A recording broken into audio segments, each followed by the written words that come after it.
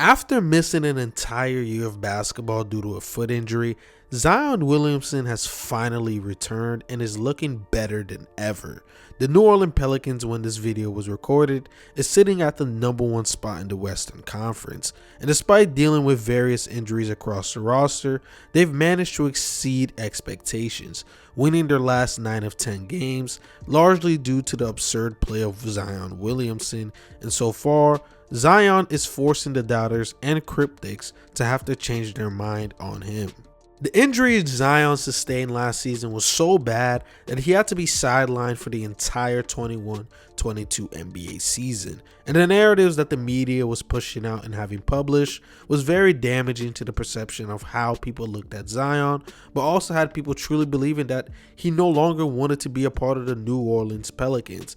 And man, am I so happy Zion is crushing these narratives. Zion is primarily talked about because of his unreal athletic ability and his use of that to blend it into unreal slashing, and through the use of that to destroy NBA defenses. Zion is pretty much a wrecking ball on the court, bullying his opponents on his way to layups at the cup. Majority of Zion layups and dunks are heavily contested, but it doesn't matter because despite how big he looks, his lift and vertical leap when he jumps near the rim might be the best in the league. And what's most fun about it is that he still has ridiculous speed for his size, mainly in his quick first step. You see it always get into the rim in a flash, only needed 1 or 2 dribbles to be at the rim. And with Willie Green majority of the time placing him in ISO sets in the high post, low post, it's damn near impossible to actually try to stop him one-on-one in those sets. I don't think there's a single defender that you can actually leave on an island and actually hope that that can translate to even minimal success for you. Even if you find a defender who can actually move quick enough laterally to cut off Zion driving angles, he's just too strong and he'll just move you out of his way to score points at the rim. And it's the same if you find a guy strong enough to at least cancel out the strength Zion got, but more times than not, he's probably way quicker than the defender and will burst to those gaps in the defense to still find a high quality shot for himself. And you rarely notice Zion ever settling and being passive, always looking to attack and find those angles on the rim because he knows his limitations, but still doesn't let that stop him from getting to where he wants to go. Here Zion is serving as the inbound passer and throws it to Jonas. He gets a screen from Alvarado and Jonas does a dribble handoff with Zion.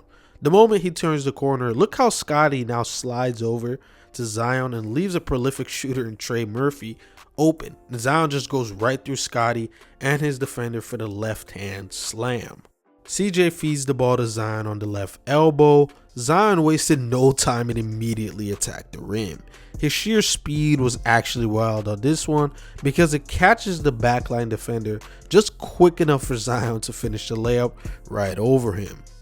Zion has the ball on the left wing, and I just want you guys to notice where and what JJJ and Dylan Brooks will be doing here. As Zion is attacking left, they both slide to the side, leaving their initial man behind. Jaren Jackson Jr. just goes a full out double to try to make Zion pick up the ball and force a turnover, but Zion does a beautiful spin towards the baseline for this nifty turnaround layup. Zion catches the ball, and look how Zion reaches the nail, and all of the Sun defenders are aware and how much are collapsing on the potential of a Zion drive. With such a quick spin, he gets space off Craig, and Lendell had no chance to provide contest at the rim. Even when he's acting as the pick and roll ball handler, it's actually becoming efficient offense. He's scoring 1.022 points per possession as the pick and roll ball handler, and he's making the defense have to either hedge or play at the level, because if you're playing drop, he's so quick to attack that he's probably going to still finish through you or get the foul call. Zion's finishing might seem very simplistic at times, and it may look like it's the only positive thing he brings on the basketball floor. But this level of finishing that he brings in, night out, is such a premier aspect in NBA history. There's not too many players you can name in NBA history that's going to garner the attention that Zion brings on his drive and still convert it at all-time highs. Zion gets the ball in the short corner and immediately attacks baseline. Notice how the OKC help side defender wastes no time sliding over to provide help, but despite two people jumping up with Zion, he still manages to get the layup to go.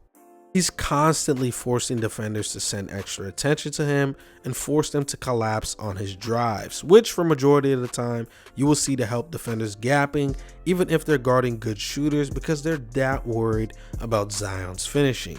Rim pressure and gravity would be the best words to describe this because he's actually getting to a level where it might breach the territory of Shaq, Steph Curry, and even Giannis level of gravity, which now you probably can guess where I'm going to go with this, helps his playmaking.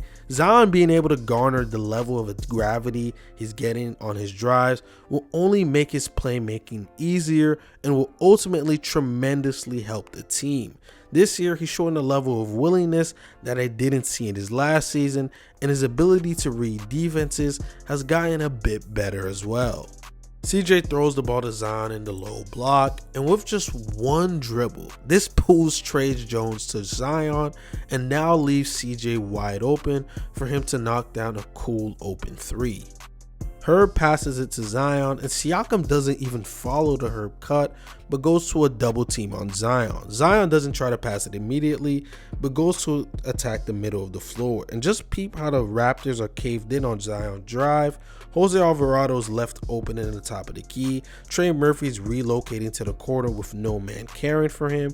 And Zion throws a slick bounce pass to Jonas in the dunker spot for the two-hand dunk.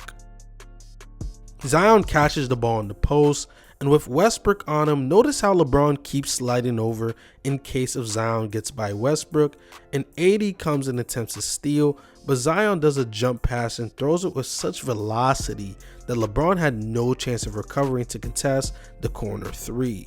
After receiving a screen from Jonas, Aaron Gordon decides to go under the screen and with a simple probe makes Jokic jump out to Zion. This leaves the roller open and Zion makes this nice wraparound pass for what should have been an and one layup. Coming off the off-ball screen, he pulls DeMar DeRozan towards the nail, and Caruso and Vucevic is also here providing help on a potential Zion drive. He just makes a simple pass to Herb to attack this nice angle for the open layup.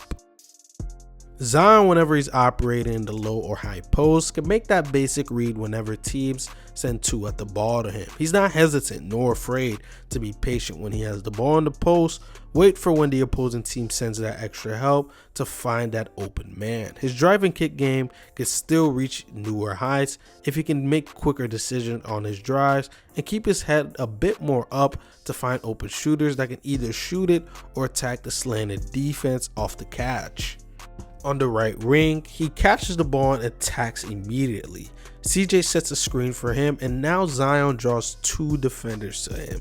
He picks up his dribble and Craig attempts to try to pickpocket Zion, but he throws this nice bounce pass to CJ for the triple. Being matched up with John Collins, he fake jabs and attacks his top foot, which forces Capella to slide over, and even when he's falling over, he still manages to pass this ball to Jonas Valanciunas for the nice pull-up jumper. And to briefly discuss the defense, surprisingly, there have been some improvements there. The last time we seen Zion play, he was a straight up negative defender for the most part. Low motor and would occasionally get those breathtaking blocks that would have you forget how terrible he was on that end. Zion's looking a tad bit better though this year, playing with more energy and serving as that backline helper to sometimes pop up out of nowhere in passing lanes and get those blocks and contest at the rim. Zion in pick and roll coverages still needs a ton of work, especially finding a coverage that would at least not make him too much of a negative, since the Pelicans right now are having him do practically every coverage you can think of. Zion Williamson is arguably playing the best basketball in his career right now, and he will eventually find himself in MVP conversations due to now how his level of play is also showing up in the winning column. Despite not playing all last season and the false narratives that were being spewed, it looks like Zion is coming with vengeance and might even have the Pelicans squared in with one of the potential teams to win the NBA championship, which would arguably be one of the best storylines to be fulfilled in the NBA. Anyways, if you guys enjoyed this video, make sure you hit that like button since it helps my video perform well on the algorithm. Hit the subscribe button and hit the notification bell to always be notified whenever I upload a video. And feel free to let me know in the comment section below if you believe Zion Williamson is going to win the MVP award. And with that all being said, I hope every single one of you guys have a blessed day.